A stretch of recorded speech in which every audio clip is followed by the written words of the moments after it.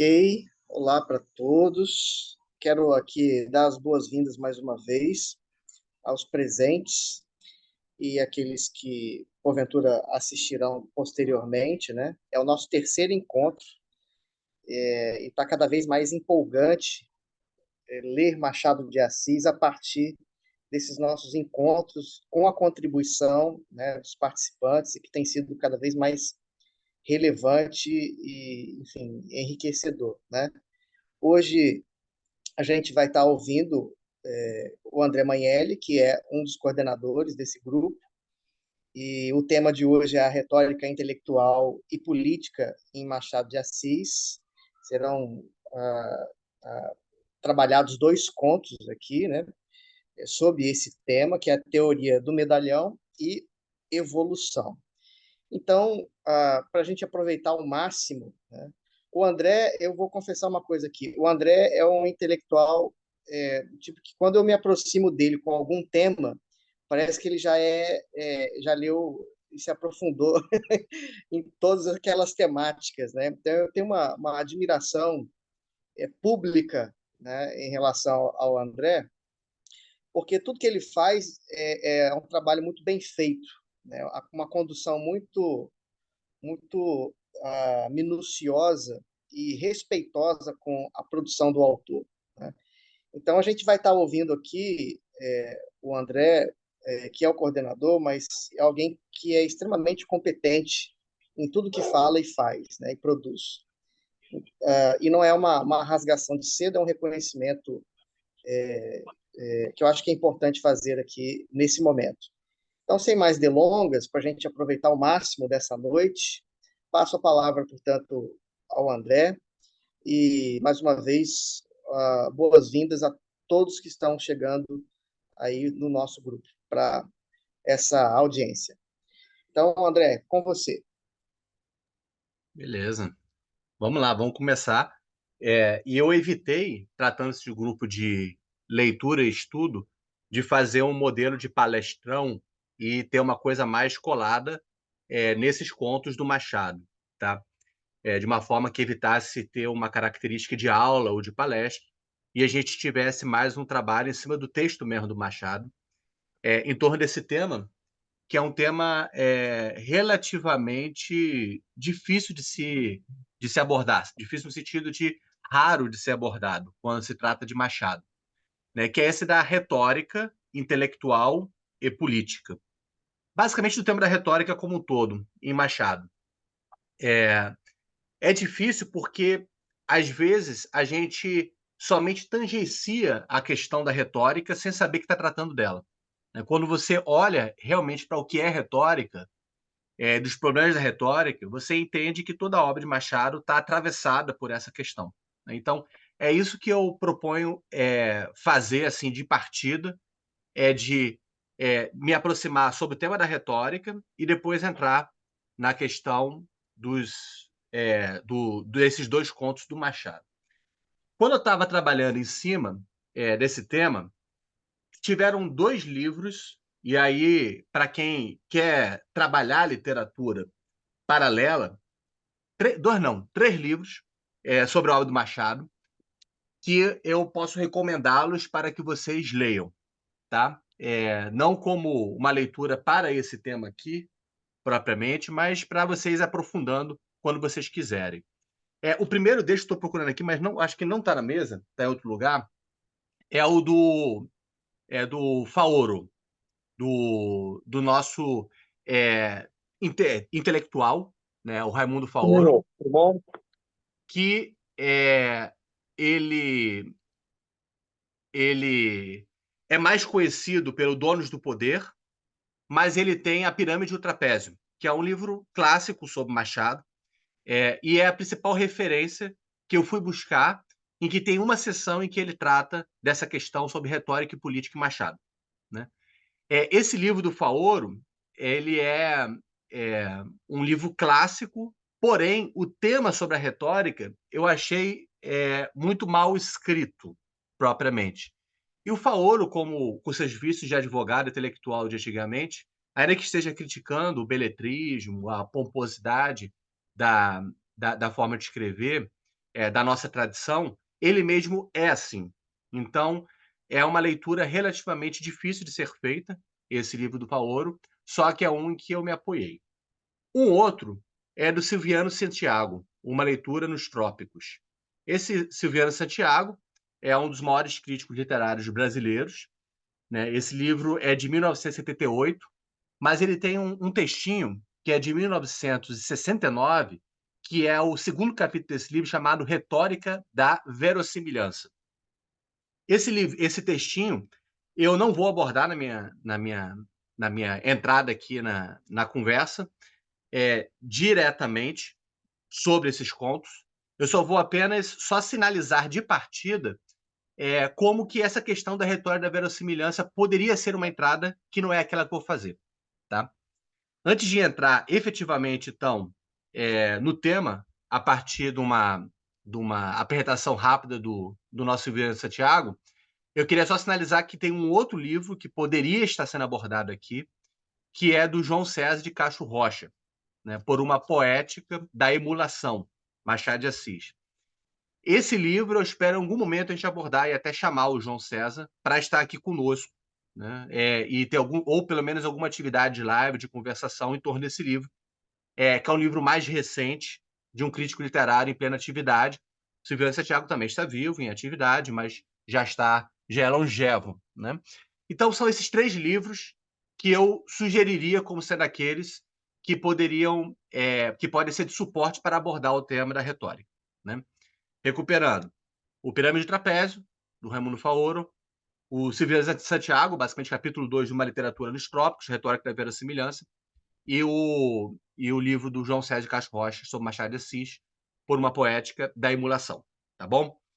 Bem, antes de eu entrar nos contos efetivamente, que o objetivo é sentar nos contos, eu queria só dizer que a entrada do Silviano Santiago, ela propõe uma leitura do nosso Machado de Assis, sobretudo de Dom Casmurro, a partir da questão da retórica da verossimilhança.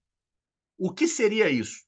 Ele entra no velho tema do Dom Casmurro, sobre Capitu, Bentinho e o próprio Dom Casmurro, né, do narrador, em que ele enfrenta aquela questão que já era bastante batida na década de 60, sobre traição ou não traição de Capitu, e ele fala, essa discussão é uma discussão batida e que não pega aquilo que o Machado quer fazer, né? E a proposta dele é que toda a estruturação do Dom Casmurro está centrada no papel do próprio Dom Casmurro como advogado e ex-seminarista, em que a forma como o autor narra a história, levando a crença de que Capitu, né, já mostrava as suas características de uma mulher, digamos, sem freios e, portanto, possivelmente traidora, esse narrador ele está baseado numa retórica da verossimilhança, que seria uma retórica a priorista, né? Ou seja, uma retórica baseada numa tentativa de apenas provar aquilo que já está estabelecido de antemão. E numa retórica em que não, digamos, não teria um método adequado de busca de provas. E que simplesmente o narrador, revelando a sua dupla faceta de advogado, preocupado apenas em defender uma tese, que já está dada de antemão, e de ex-seminarista, baseado também no certo aprendizado de retórica jesuítica, ele distorceria, digamos assim, a narrativa para já comprovar o seu ponto, né?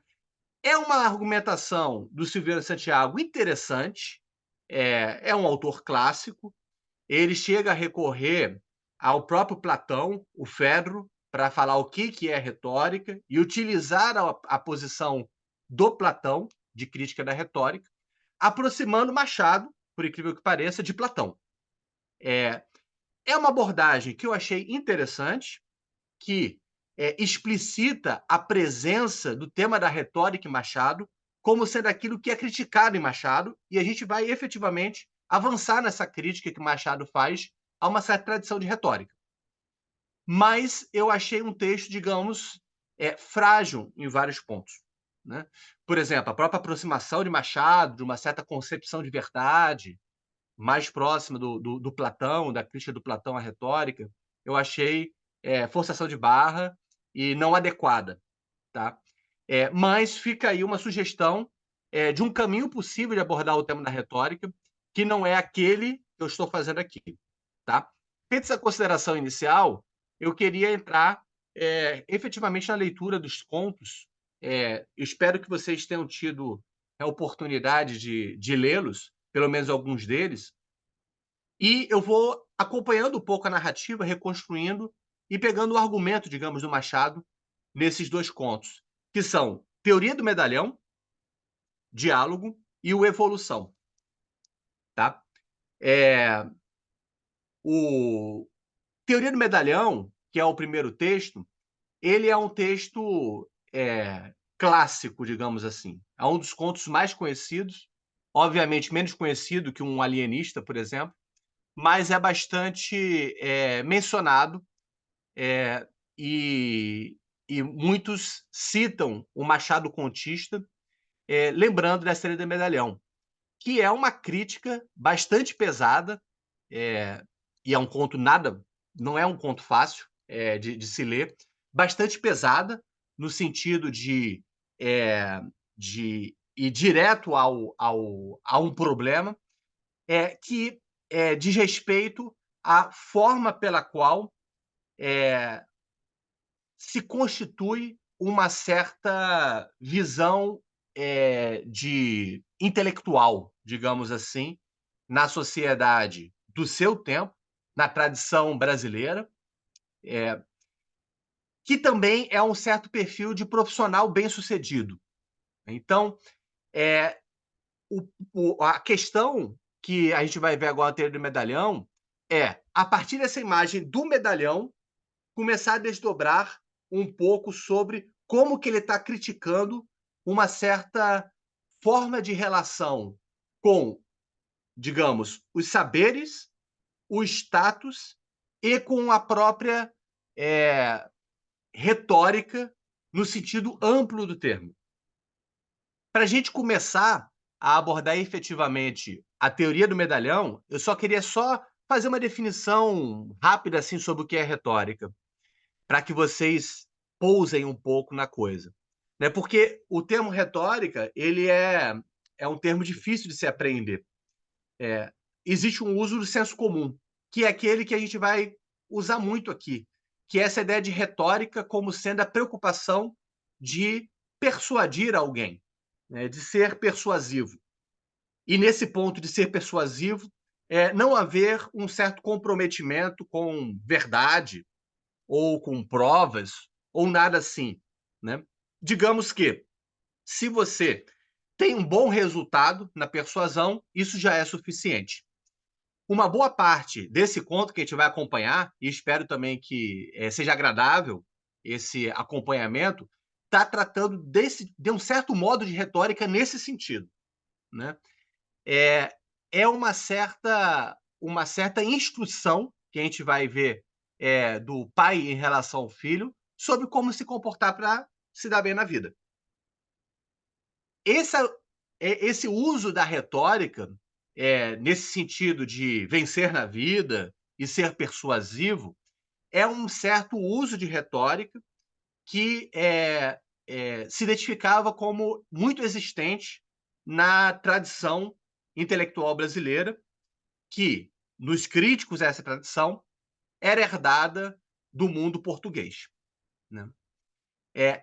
O uso de retórica, do termo retórica, não se reduz a esse uso negativo, né?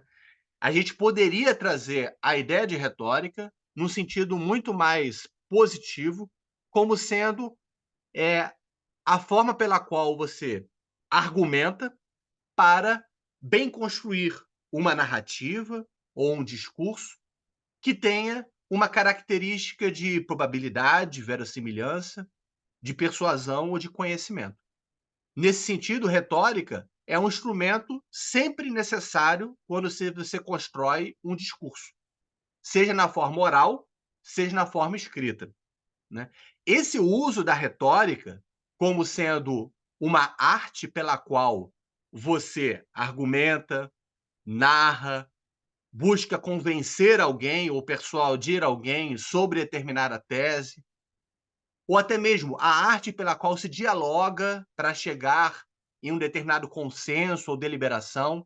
Esse tipo do uso de retórica, do termo retórica, não está presente aqui onde a gente está trabalhando, né? É uma concepção de retórica que poderíamos dizer mais aristotélica, vida de Aristóteles, e também que passa pela tradição de um Marco Túlio Cícero, da retórica romana, em que a retórica está muito associada a uma atitude ética. Um bom orador, nesta tradição da retórica, que poderíamos chamar ciceroniana ou aristotélica, é um orador comprometido em construir um discurso que seja conforme ao público, para falar na perspectiva dos romanos, né, que seja algo que diz respeito à res pública, a república, coisa pública. Nesse caso, bem argumentar, ser um bom orador, é ser um bom político, né, associado àquilo que é mais caro à república. Esse tipo de concepção de retórica não está na crítica de Machado, né? Digamos que, como a gente vai ver agora, a retórica que ele está, digamos, desconstruindo, ironizando aqui nesse conto do Teoria do Medalhão, é a retórica no primeiro sentido. E nisso daí ele está atingindo em cheio certo tipo, certo modo de operar da tradição de intelectuais e também da sociedade brasileira, ou pelo menos daquela que ele vivenciava dentro do contexto fluminense. Tá? Então, vamos começar com esses contos para vocês entenderem o ponto de Machado. Teoria do Medalhão é o primeiro, que eu vou acompanhar mais de perto, e depois tem uma evolução. No Teoria do Medalhão, a gente está falando de uma retórica que eu falei intelectual só para, digamos, trazer vocês para o horizonte, mas poderia chamar mais como uma retórica social. Não é a retórica dos intelectuais. Na verdade, é uma retórica que está presente na vida social, na forma de se portar com as pessoas, de você assumir determinado status, ou, para dizer na linguagem da retórica, um certo ethos de orador que tem um efeito sobre os outros, sobre as pessoas, sobre a sociedade, sobre os frutos da sua ação, dos seus gestos. O Teoria do Medalhão é basicamente o pai, na festa de aniversário do filho, que ingressa na vida adulta, dando recomendações sobre: filho, como é que você deve se portar na sociedade para ser bem-sucedido, né? Esse tipo de recomendação vai estar permeado de artifícios retóricos, tá? No outro, que é o Evolução, que eu vou abordar menos, ele centra mais na retórica política, ou seja, mais uma vez, uma certa ironia, que é um diálogo entre dois homens, na verdade, reconstrução, por meio do narrador, de uma relação que ele teve com outro homem, em que este homem, travando o diálogo com o narrador, chega numa sacada que tem efeito político. E aí é uma questão mais do Machado criticando como que a política no Brasil opera. Tá? Mas vamos começar pela Teoria do Medalhão. Qual é o ponto de partida? O Teoria do Medalhão, o pai chega e fala: olha, filho, acabou a festa, beleza, você chegou na vida adulta. E agora eu vou te dar uma dica. Né? Você pode ser várias coisas. Tem vários ofícios que estão aí na sua frente. Mas, digamos, independente de qual seja, existe um que tem um bom efeito. Qual é? Seja um medalhão. Né? Então, ele vai começar, a partir desse mote de ser medalhão, começar a descrever o que é o medalhão. E quando ele descreve o que é o medalhão, isso daí vai ser bem entregue lá no final do conto, ele está fazendo uma espécie de conselhos do príncipe. Conselhos maquiavélicos ao seu filho. Né? Como se portar como agir para se dar bem nesta sociedade, né? Vamos acompanhar um pouco o texto e eu vou comentando o texto. É uma seleção de trechos que eu vou trazendo aqui, né? Haveria várias possibilidades da carreira, mas apenas uma é a garantida. Qual é ela? Cito aqui essa parte aqui. É de boa prática cautelar um ofício para a hipótese de que os outros falhem, ou não indenizem suficientemente o esforço da nossa ambição. Nem me parece mais útil e cabido que a de um medalhão. Qualquer que seja a profissão da tua escolha, o meu desejo é que te faças grande e ilustre, ou pelo menos notável, que te levantes acima da obscuridade comum. O pai tá dirigindo para o filho, você, para ganhar na vida, ou pelo menos se diferenciar, que seja, independente de qualquer outra coisa que você possa ser, um medalhão. Porque é nisso que você vai se dar bem nessa sociedade. O conto vai versar sobre isso, né? E o pai vai continuar falando com o Janjão, nesta sociedade, né, que ele está descrevendo nesse conto. A vida, Janjão, é uma enorme loteria. Os prêmios são poucos, os malogrados muitos, e com os suspiros de uma geração em que se amassam as esperanças de outra. Isto é a vida. Não há planger, deve ter escrito errado, nem precar. Não há do que lamentar, nem precar, mas aceitar as coisas integralmente, com seu ônus e percalços, glórias e desdouros, e ir por adiante. Então, o conto ele começa com certas lições cínicas por parte do pai. E o que seria, então, essas recomendações cínicas sobre ser um medalhão? O ponto de partida é, para você ser um medalhão, tome o cuidado com uma coisa: não tenha demasiadas ideias. Não seja inovador. Não queira utilizar muito a imaginação. Não tenha vontade de investigar. Todas essas coisas são muito perigosas para que você seja um medalhão, para que você consiga ter um reconhecimento garantido por parte da sociedade, né? E é aí que a coisa começa a se desdobrar. Vamos ler aqui o trecho. Uma vez entrado na carreira, deves pôr todo o cuidado nas ideias que houver de nutrir para uso alheio e próprio. O melhor será não as ter absolutamente. Não tenha ideias. Coisa que entenderá bem, imaginando, por exemplo, um ator defraudado do uso de um braço. Ele pode, por um milagre de artifício, dissimular o defeito aos olhos da plateia. Mas era melhor ele dispor dos dois braços. O mesmo se dá com as ideias. Pode-se, com violência, abafá-las, escondê-las até a morte. Mas nem essa habilidade é comum, nem tão constante esforço conviria ao exercício da vida. É interessante que isso é uma espécie de retórica da verossimilhança, à lá o Silviano Santiago. Essa aproximação que o narrador faz não faz sentido nenhum. É só uma semelhança boba, não tem rigor o que o narrador está fazendo. Os dois braços, as ideias, é uma coisa só de aproximar duas ideias e dali emergir um sentido. Não tem rigor na argumentação propriamente. Mas tem um sentido que está querendo dizer o quê aí na história? É o narrador falando é o pai falando para o filho. Meu filho, se você tiver ideias, vai ser difícil esconder. A sociedade não vai gratificar ter ideias. Ser um homem que argumente ou que tenha que se esforçar dentro de uma atividade intelectual. Não é isso que a sociedade espera de você. Então, aprenda a ser um medalhão. Você tem, filho, perfeita inópia mental, que é a própria profissão do medalhão, né? Do que você seria capaz? E aí ele continua. A fidelidade com que repetes numa sala as opiniões ouvidas numa esquina e vice-versa, porque esse fato, posto indique certa aparência de ideias, ainda assim pode não passar de uma traição da memória.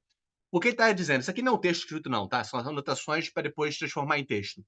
O que ele está falando? Qual a primeira coisa que você mostra que você tem uma grande capacidade mental? Reproduzir ideias. Você tem a capacidade de reproduzir as opiniões dos outros. Beleza, isso é uma característica de um medalhão. Ser um medalhão é saber se conformar ao senso comum das pessoas. E, basicamente, repetir bem ideias que já são aceitas e têm um bom efeito sobre as pessoas.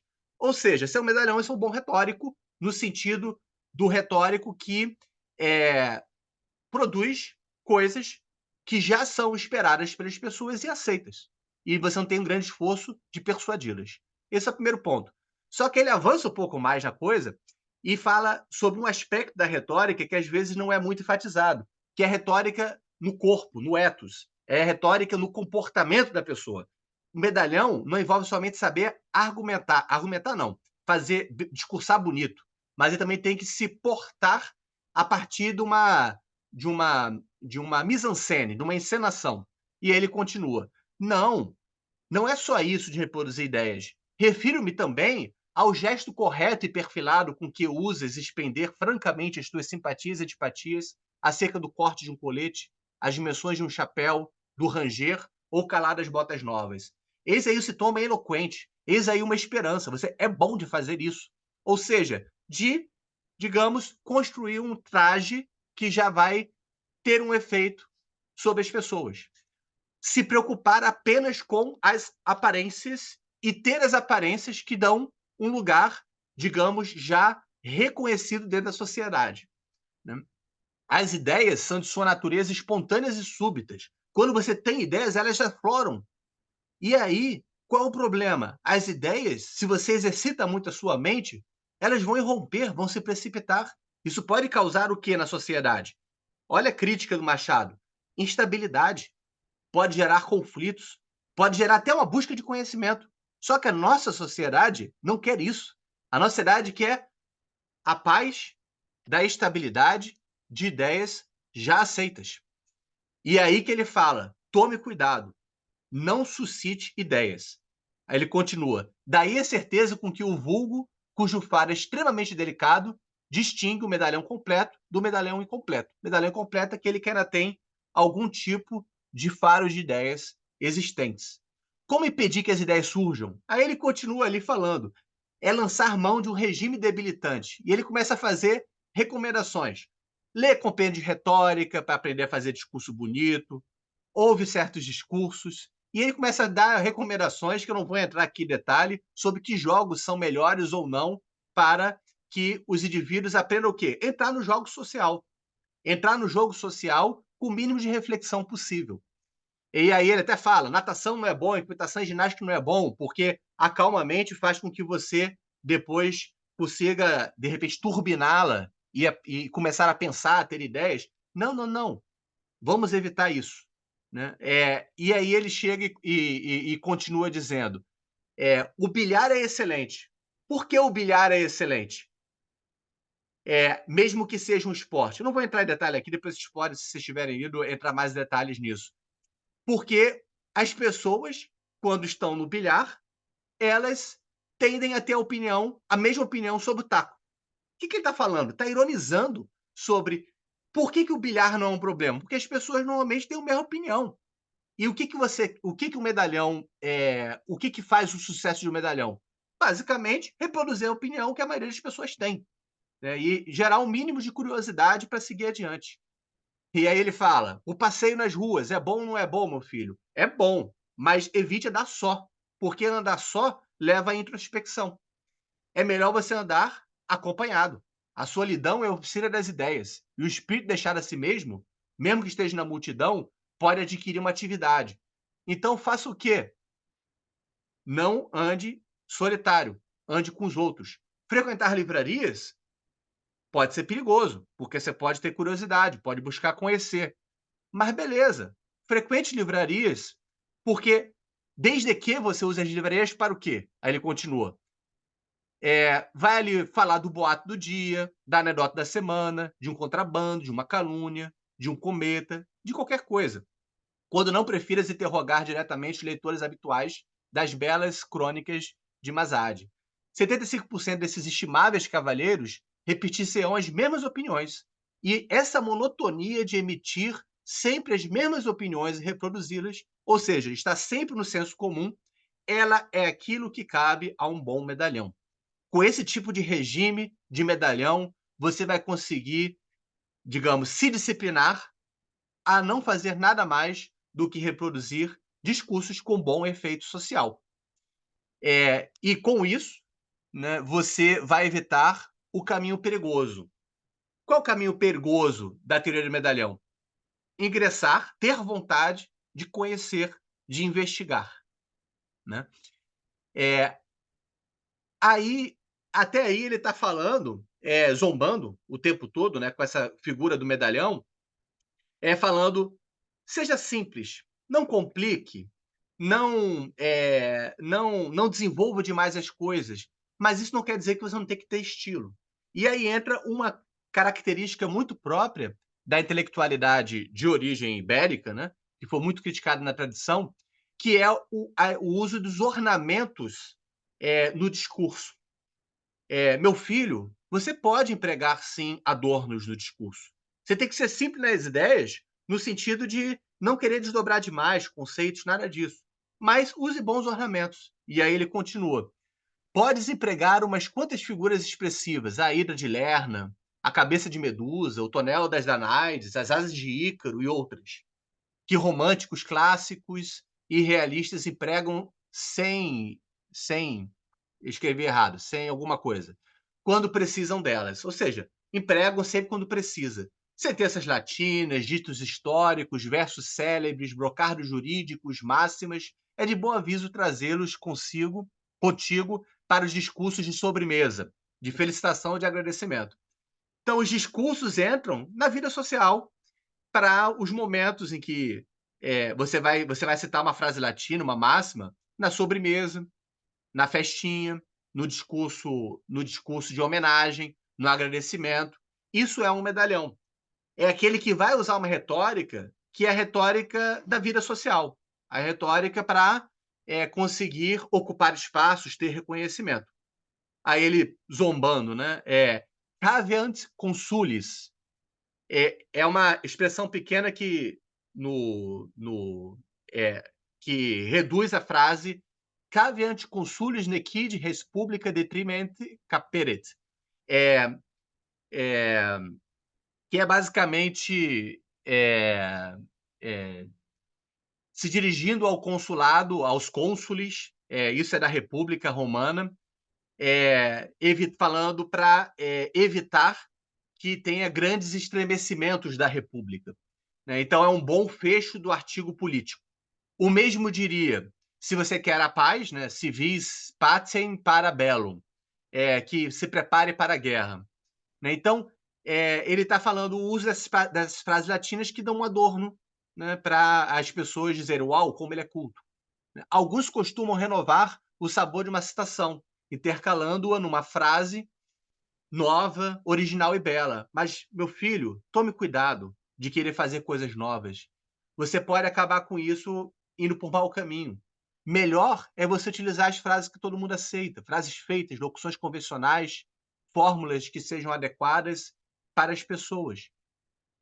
Querer fazer com que as pessoas se esforcem mais do que isso pode gerar um fastio. Não tente isso. Até porque você pode querer argumentar e entrar em coisas que podem ser novas, ideias novas. Cuidado, meu filho. Seja um bom medalhão. E aí ele fala: use as fórmulas. Eu vou te passar aí por escrito com essas fórmulas que você vai usar, que todo mundo vai achar que você é chique. Né? E aí ele continua: de resto, o mesmo ofício te irá ensinando os elementos dessa arte difícil de pensar o pensado. Aqui ele está indo no flanco da questão que ele está querendo zombar aí na teoria do medalhão. Né? É difícil arte de pensar o pensado. É assim que ele está pintando um certo tipo de elite intelectual ou elite política daquele país, que, em uma grande parte, ainda é a nossa. Né? Com uma série de transformações, tem alguns elementos que estão aí ainda hoje. Né? É essa arte difícil, você tem que se adestrar para bem pensar, repensar o pensado, ou melhor, reproduzir o que já está assumido como dado. Né? Por causa disso, evite defender ideias muito gerais, evite entrar em argumentos que possam fazer com que você aguce curiosidades vadias. Faça com que as pessoas entrem em investigações, elas venham a te exigir levantar documentos de observação, analisar causas. Tudo isso vai te dar cansaço, vai cansar as pessoas. Evite fazer isso. Né?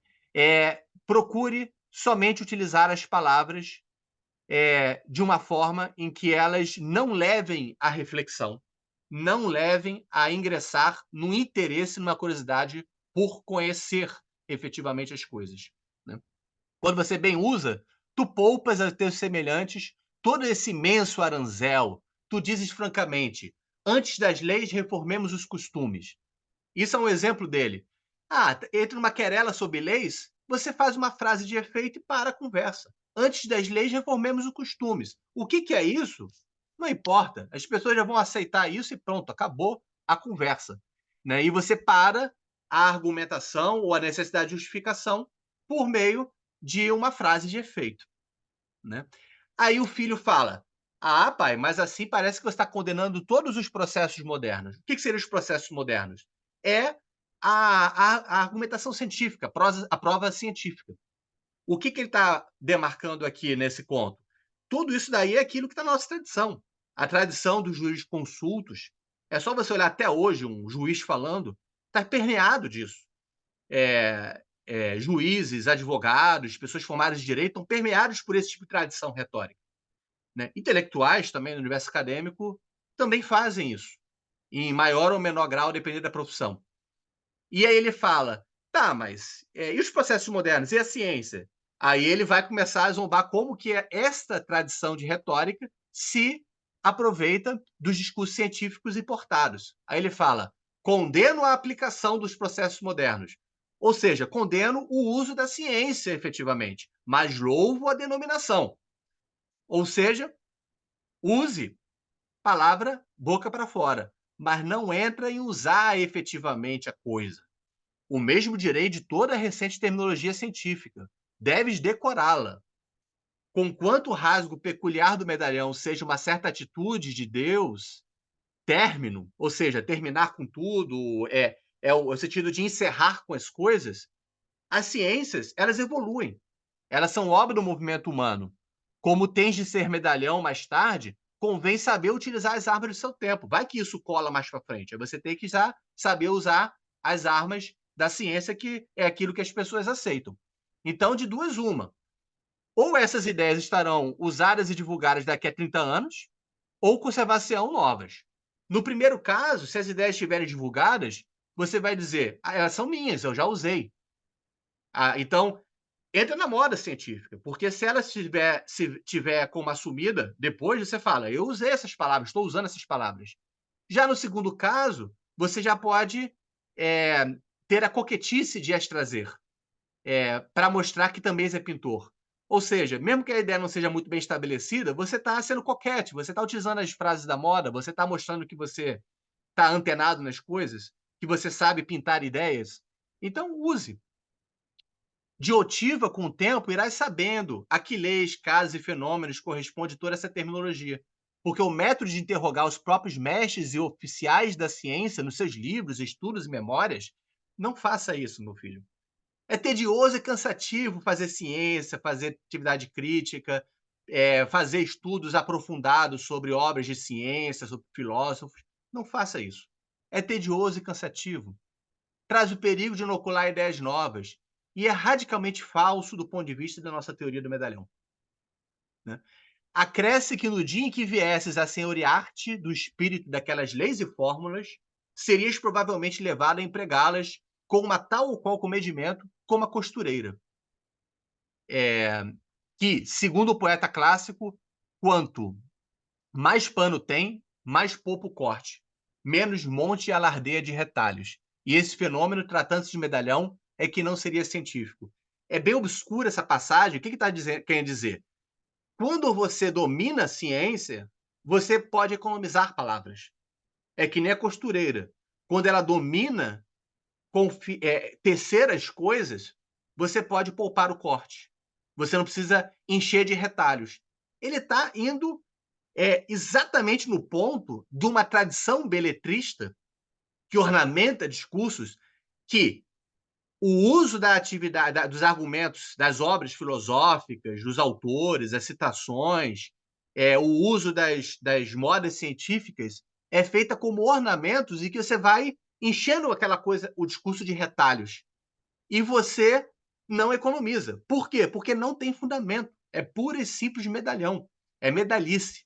Você não está preocupado efetivamente de usar aquilo com domínio, com destreza. Se você tivesse destreza, faria com uma boa costureira. Faria somente o corte necessário. economizaria nos retalhos e faria um belo vestido.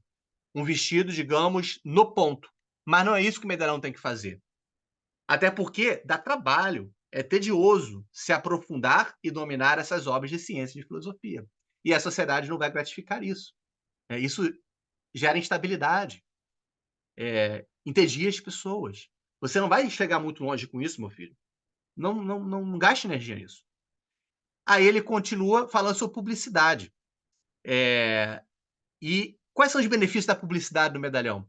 A publicidade é uma dona loureira e senhoril, que tu deves requestar à força de pequenos mimos, confeites, almofadinhas, coisas miúdas, que antes exprimem a constância do afeto que o atrevimento e a ambição. Que Dom Quixote solicite os favores dela mediante ações heróicas ou custosas é um sestro próprio desse ilustre fanático. O verdadeiro medalhão tem outra política. Veja só o que ele está querendo dizer. O Dom Quixote, né, que traz a imagem do quixotismo, é aquele que, digamos,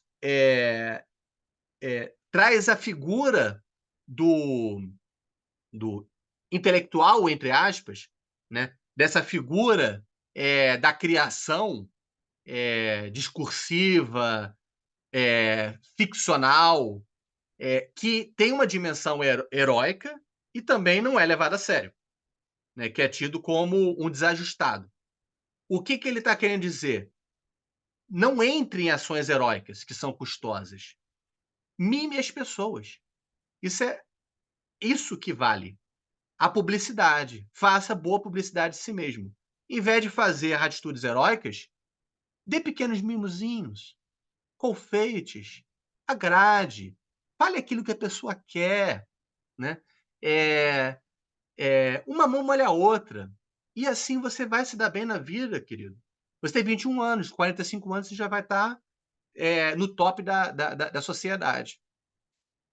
O verdadeiro medalhão, então, longe de inventar um tratado científico da criação dos carneiros, compra um carneiro e dá aos amigos, sob a forma de jantar, cuja notícia não pode ser indiferente aos seus concidadãos. Ou seja, faz uma dádivazinha, faz um agrado. Uma notícia traz a outra. 5, 10, 20 vezes põe o teu nome diante dos olhos do mundo como uma pessoa generosa. Comissões ou deputações para felicitar um agraciado, um benemérito, um forasteiro, tem singulares merecimentos. E assim as irmandades e associações diversas vão acabar te vendo e te reconhecendo na sociedade. Os sucessos de certa ordem, embora de pouca monta, podem ser trazidos a lume, contanto que ponham em relevo a tua pessoa. Explico-me. Se caíres de um carro, veja a atualidade isso. Se caíres de um carro sem outro dano, além do susto, é útil mandá-lo dizer aos quatro ventos. Não pelo fato de que caiu do carro, que é insignificante, mas pelo efeito de recordar um nome caro às afeições gerais. Percebeste? Então, assim, o medalhão ele tem que saber o quê? Fazer uma boa publicidade de si mesmo. Seja por meio desse gesto de generosidade. Então, ao invés de você tentar entender, digamos, de ciência dos carneiros e tentar entender como que se produz uma fazenda de carneiros, você compra o carneirinho e dá para a pessoa certa. Consegue os bons padrinhos, cria uma boa persona, um bom ethos, como se diz retórica social, e assim as pessoas vão falar de você. Vão falar bem, vão chegar em você, e você vai começar a construir assim a sua fama. E aí, quando ele fala, se você cair do carro, você faz o quê? Faz com que todo mundo saiba disso, mesmo que o efeito tenha sido mínimo, porque assim você vira algo que hoje a gente diria viral, né? Isso é atual, porque você imagina hoje em dia a mesma recomendação. Você caiu do carro, pode ser uma coisa trivial, mas você transforma isso num vídeo e publica em rede social. E assim você se torna uma pessoa de quem todo mundo fala. Essa é a publicidade barata, fácil de todos os dias. Mas há outra. Aí ele entra numa outra que é deixar os amigos bajularem ele, né?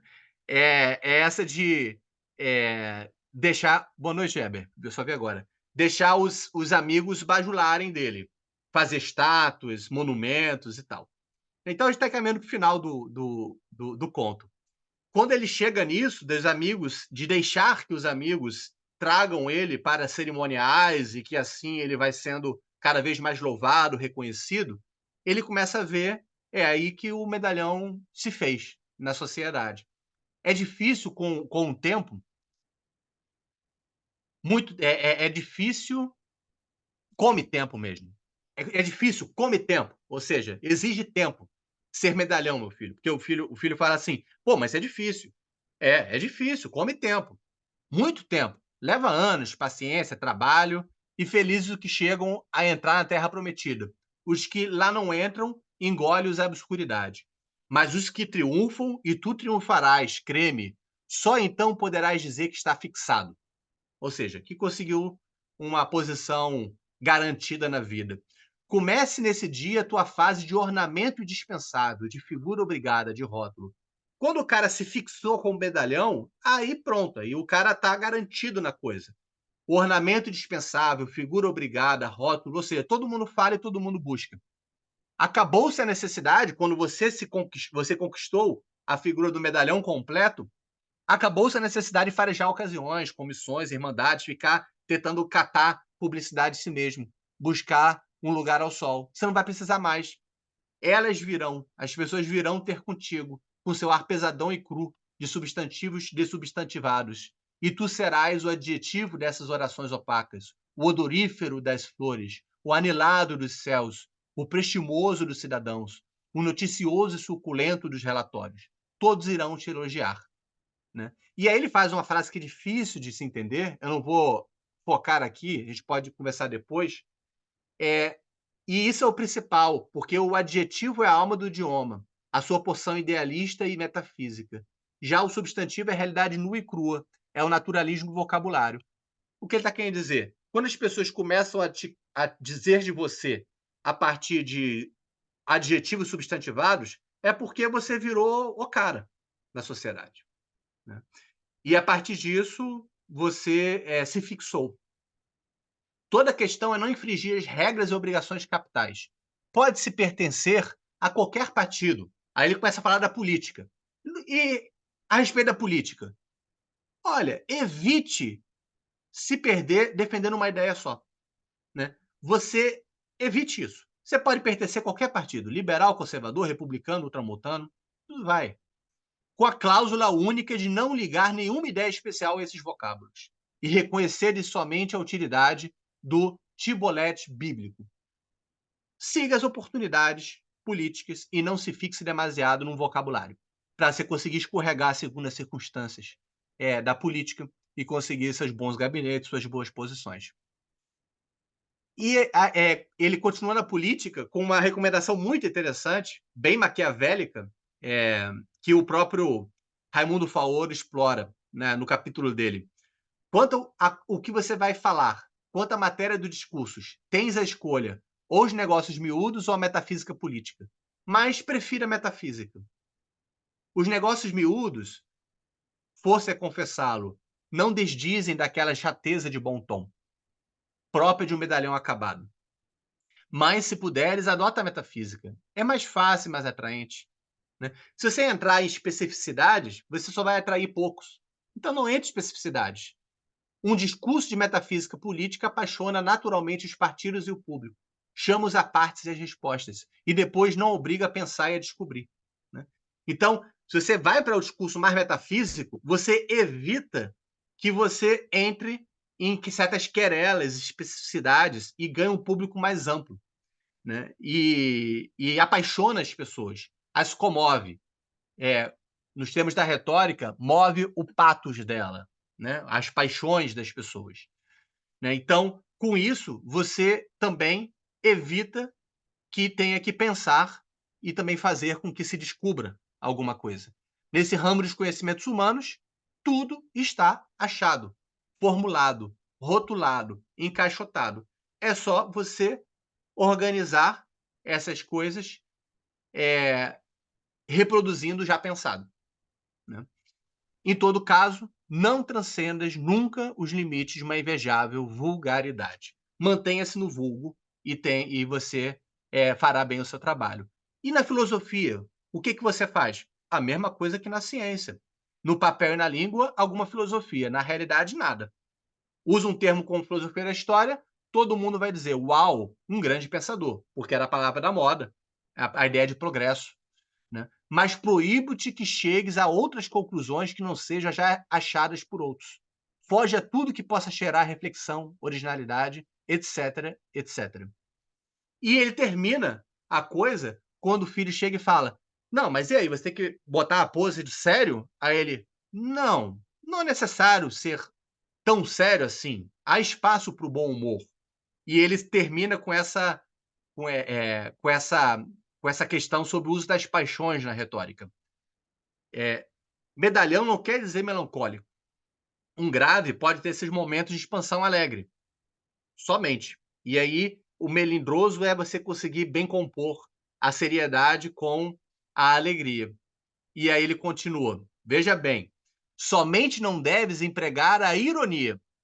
Isso é uma referência a ele mesmo, Machado, porque tudo isso é ironia, né? Esse movimento de canto de boca, cheio de mistérios, esse dizer não dizendo, né? Essa forma de se criticar com distanciamento em relação à sociedade. O irônico desestabiliza a sociedade, né? E ele, cheio de mistérios, inventado por algum grego da decadência, contraído por Luciano. Ele está colocando a tradição dele de Machado.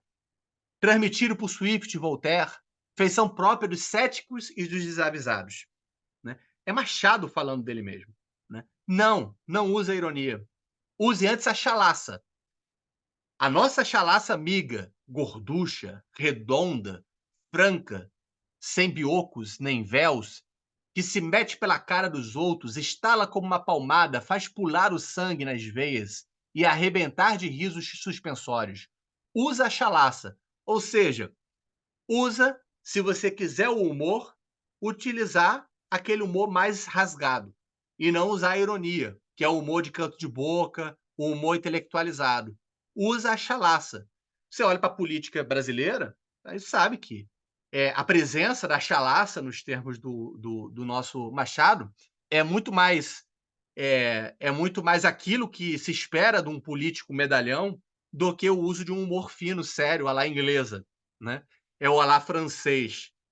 O que as pessoas gostam mais é, digamos, daquele que, quando usa humor, usa no meio dessa, desse humor gorducho, franco, direto, que mete na cara do outro, estala como uma palmada. E aí ele termina a questão, né, com o filho, meia-noite, está na hora de dormir e tal, e ele termina fazendo essa referência que quem já conhece o Príncipe de Maquiavel sabe que ele está meio que fazendo recomendações de príncipe para o medalhão.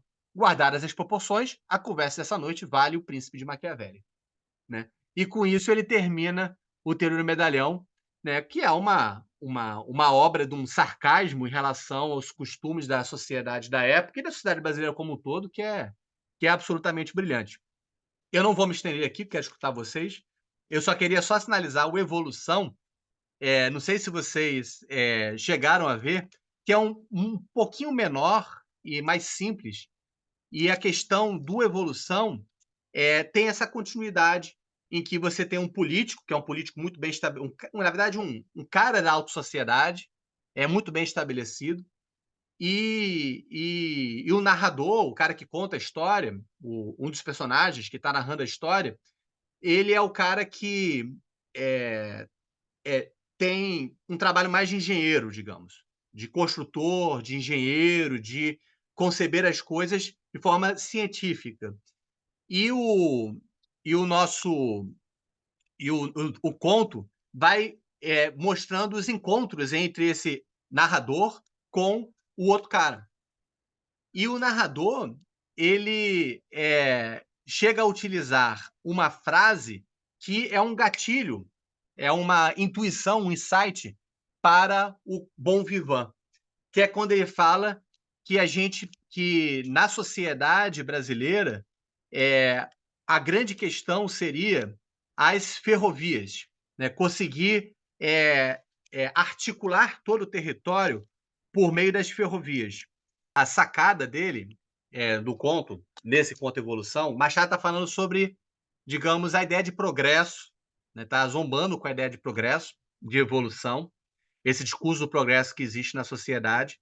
E, mais uma vez, ele está tirando onda com essa forma como, na política, a sociedade, os políticos, eles se utilizavam do discurso do progresso sem ter preocupação de construir efetivamente as bases do progresso. O progresso, como no medalhão, ele entra, digamos, como uso no discurso e não como uma preocupação programática, né, construída intelectualmente e politicamente. Né? Então, a ideia é essa, tendo uma linha mais da política. Né? Por exemplo, ele começa aqui a conversar. Não serão os nossos filhos que verão todo esse país cortar estradas, disse ele. Não dê certo. O senhor tem filhos? Nenhum. Nem eu. Não será ainda 50 anos. Entretanto, é a nossa primeira necessidade. Eu comparo o Brasil a uma criança que está engateando. Só começará a andar quando tiver muitas estradas de ferro. É essa metáfora que o Inácio usa. E o cara fala, pô, bonita ideia, o Benedito. E aí ficou, uau, insight. E aí ele fala, importa-me pouco que seja bonita, contanto que seja justa. Aí o cara, não, bonita e justa. Né? E aí a coisa, o Brasil está engatinhando, só começará a andar quando tiver muita estrada de ferro. E ele fixa nessa ideia, o Benedito. E aí ele vai contar a história do Benedito, vai contar de novo e tal. E, e nessa e nessa conversa com o Benedito, nesses encontros com o Benedito, ele encontra em Paris. E aqui que eu quero só finalizar. Um dia, atravessando uma rua de Paris, dei subitamente com o Benedito. Que é isto? Exclamei. Perdi a eleição, disse ele, e vim passear a Europa. O cara se candidatou e não conseguiu. Não me deixou mais. Viajamos juntos o resto do tempo. Confessou-me que a perda da eleição não lhe tirara a ideia de entrar no parlamento, ao contrário, citara-o mais, falou-me de um grande plano. Quero vê-lo, ministro, disse-lhe.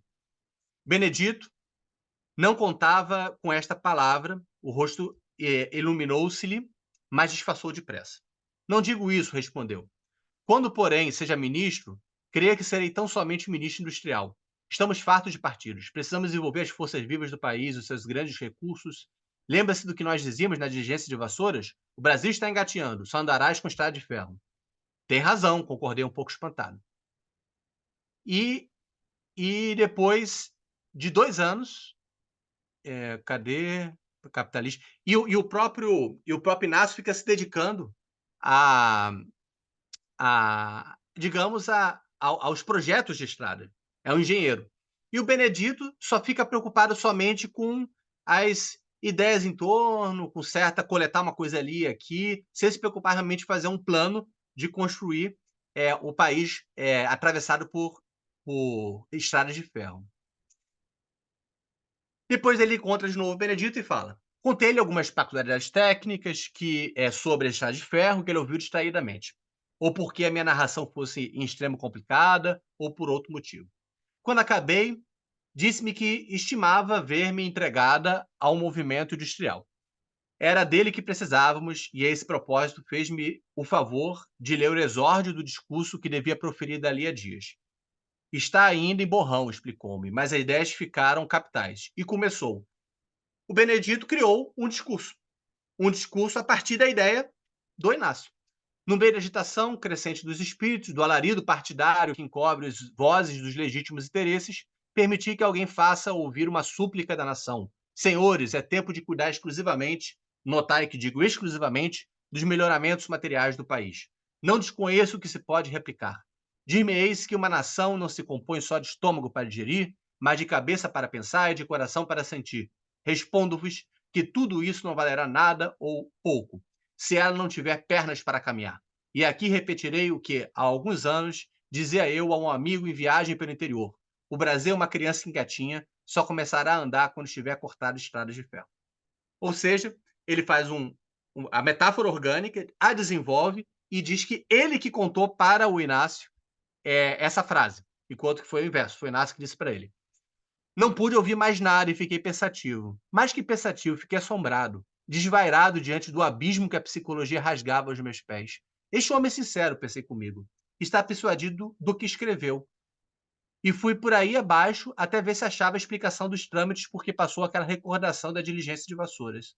Achei, perdoe-me se há nisto enfatuação, achei ali mais um efeito da lei da evolução, tal como a definiu Spencer. Spencer ou Benedito, um deles. Ou seja, ele termina ainda citando o Spencer, que era um dos intelectuais da época que era muito citado como grande teórico da evolução e do progresso, e dizendo Spencer ou Benedito, não sei.